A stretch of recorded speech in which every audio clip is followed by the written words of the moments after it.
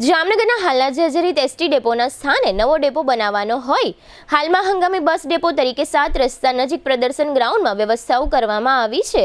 અહીં 9 પ્લેટફોર્મ બનાવવામાં આવ્યા છે અને મુસાફરો માટે પૂછપરછ બારી સહિતની વિવિધ સુવિધાઓ ઉપલબ્ધ કરાવવામાં આવી છે।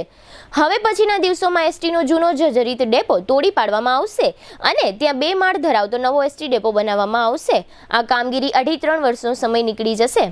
તે દરમિયાન પ્રદર્શન ગ્રાઉન્ડ ખાતે આ હંગામી બસ ડેપો કાર્યરત રાખવામાં આવશે। આ સમગ્ર બાબત અંગે એસટીના ડેપો મેનેજર નિશાંત વરમોરાએ આપેલી વિગતો પ્રસ્તુત છે। આજ રોજ 17 તારીખથી હંગામી બસ સ્ટેન્ડ પ્રદર્શન ગ્રાઉન્ડ ખાતે કાર્યરત થઈ ગયું છે। જૂનું જે બસ સ્ટેન્ડ હતું ત્યાંથી આજથી ટોટલી બસ સંચાલન બંધ કરી દેવામાં આવેલ છે। અહીં વિદ્યાર્થી પાસ, એડવાન્સ બુકિંગ અને અમારી વહીવટી શાખા ટોટલી શિફ્ટ થઈ ગઈ છે અને આજ સવારથી જ ચાલુ થઈ ગયેલ છે।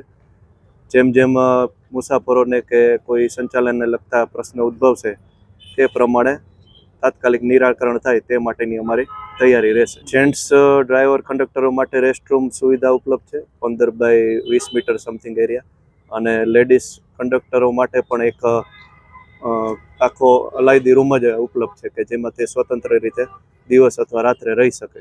9 પ્લેટફોર્મ છે, તે સિવાય ઓપન એરિયા અને આખો દિવસ ડે હોલ્ટ કરતી ગાડીઓ અને નાઇટ હોલ્ટ કરતી ગાડીઓની બધી વ્યવસ્થા અહીંયા રહી શકે।